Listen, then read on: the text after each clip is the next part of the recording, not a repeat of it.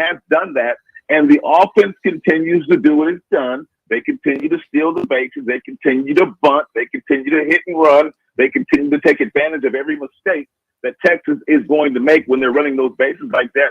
They can steal this game here tonight in Arizona. You know, Rod, it's interesting when you listen to the broadcasters. I hear you talk. You hear the broadcasters talk about that's a good walk when you face good hitting teams. And Brandon Pfaadt had a couple, the last game, and I went, a good walk. Okay, describe what they're talking about during a game when that's a good walk, and maybe it's hitting into a double play or something like that. What are they talking about? That's a good walk per se.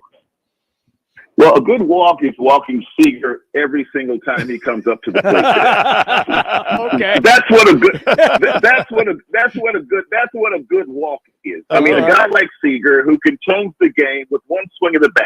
If you're Brandon Pfaadt and you get in situations where you don't have to pitch to him and you have a nice little parking spot for him down at first base, why not put him on and go after somebody else? Because this guy has proven that he can get it done in October, and he's continuing to get it done, and he has a flair for dramatic. So that's what they talk about, a good walk. And it just doesn't apply to Seager. It applies to anybody. It could apply to Carroll tonight in a certain situation. But pitching around a certain guy to get to the other guy because he might be a better matchup. That's what a good walk is. And looking back at Kelly the other night on Saturday night, boy, quite frankly, Rod, I'm surprised that Torrey allowed him to go 7 innings, but he was money. 7 innings, his 3 hits, had the 9 Ks and no walks. Why do you feel he allowed him to go the extra inning and or 2 and not go to his vaunted bullpen? Well, I think because managers tend to do things that they don't normally do in the postseason.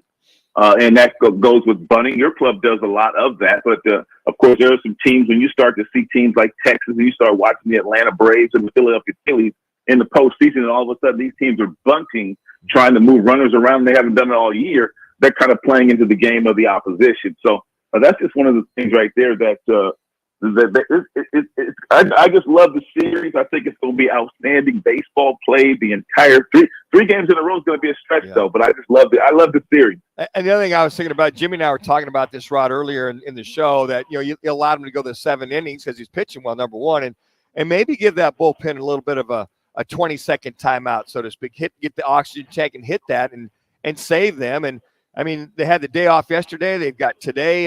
Do they come back refreshed and renewed?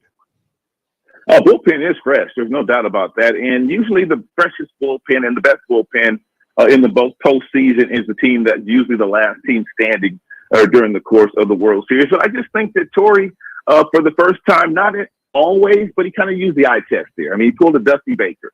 He pulled a Bruce Bochy. I mean, the guy is pitching well, even though he's going through the lineup for the third time. Why take him out? Sometimes that does turn into disaster. He felt like he could trust Kelly. Kelly's a veteran guy. He knows how to pitch. He knows how to work all 4 quadrants of the strike zone, and he was pitching very, very well. So it was a good move by leaving him in. And, of course, the score kind of dictates that too. Rod Allen is our guest on the Right Toyota guest line. Rod, Manuch always, when you mention Max Scherzer, always looks at me with a frown on his face because he's still upset that the Diamondbacks let him get away. Where are you on Scherzer tonight? Because so far we have not seen Mad Max from yesteryear. Well, everybody should be mad here in Arizona that they allowed Scherzer to get away, because we would have had another perennial Cy Young Award winner, and he's going to the Hall of Fame, and he would be wearing an Arizona Diamondback hat when he goes to the Hall of Fame. He's not the same Max. There's no doubt about that. Hey, but his intestinal fortitude is still there, so don't get it twisted. Max is going to be out there 93, 94. His velocity is down a little bit. He's got career numbers against the Diamondbacks. He's never lost against them. So he's going to come in with a tremendous amount of confidence, even though it's the postseason and not the regular season. The Diamondbacks have to do everything possible to rattle Max early, bunt, hit and run, do some things, get him out of his game plan, get him in that stretch, steal some bases, and then try to get back into that Texas bullpen. Because if you get in the bullpen in the first day of the series and you got 3 games in a row, it could be ugly from an offensive standpoint for the other team. Yeah, I gotta mention this. I thought what a class act this was when they told Tommy Pham that they wanted Peterson to go in and get an at-bat. That was great. He's 4 for 4. He gets another base hit, Rod. He breaks a World Series record. I mean, just talk about the class of a Tommy Pham. We're so happy we got him at the trade deadline, number one. But, I mean, just that – I think that edifies who this team really is. It is a true team or ball club that have the best interest of each other. He changed your team, to be perfectly honest with you. You guys had a pretty good team the first half of the season, but you were starting to slip a little bit right around the trade deadline. And when you picked up Tommy Pham, you picked up a guy that he's kind of gangster, to be honest with you. And I mean that in a good way. Sure. He ain't no punk, man. This guy, I mean, he'll get in your face. He'll get his teammates' face. He'll yell at the pitcher out there. He lets you know that he's playing with an edge every single play. And you got to have some guys on your team like that. You cannot have a team full of milk drinkers. So I just love the fact that Tommy plays the way that he plays, and he has made your team a whole lot better. And the good thing about it, Peterson actually scored a run. He can tell his grandkids he scored a run if he doesn't play again in a World Series. I just love that story. It just kind of epitomizes the kind of ball club that Torey Lovullo has in that clubhouse. It's all one for all and all for one. Well, I think it epitomizes what Mike Hazen has done from top to bottom. And then you trickle it down to Torey, and then it falls to the coaching staff. And then you got the players. The fans have now bought into it. It's just a wonderful product, and it's just wonderful to see it come together the way that it came together this year. It's almost like it was in 2001. It kind of came together. Next thing you know, you're winning in a division, then you're winning in the championship series, and next thing you know, you're playing for the World Series against the Yankees. So I mean, it's amazing how fast it happens. But this Diamondbacks team can definitely win the World Series if they play the kind of baseball that they're capable of playing with the bases that have been increased. I mean, 18 inches now, not 15 inches. They're putting pressure on pitchers. If they can somehow get on base and create some havoc, they can have another real big offensive output. I want to go back to milk drinkers. That one got me going there a little bit. Does that mean then that the Milwaukee Brewers and Philadelphia Phillies were freaking milk drinkers? Is that what you're telling me? No, not at all. They got some gangsters on their team too. You start talking about Castellanos, you start talking about Harper, you start talking about Schwarber. Oh, them some dudes. Don't get it. Them to some dudes. I mean, they're just not here right now. You guys are representing the National League. You know, it's interesting. You know, I think back, Rob, when you say that, and I think back of those teams that really didn't get along, but they won championships. And you and I and Jimmy, we all grew up with the Oakland A's. Oh yeah, those early '70s when nobody really got along with Reggie or whoever, but they just seemed to win 3 World Series in a row. And I know one of them was against the Big Red Machine. And talk about that clubhouse experience and everybody being dialed in at least on game time, but you don't have to like each other on top of it. Oh, absolutely. But when the bell rings at 7 o'clock, you know it's 25 men pulling in the right direction. And if you get that on a consistent basis and you have a talented team, more than likely you're going to get to the postseason.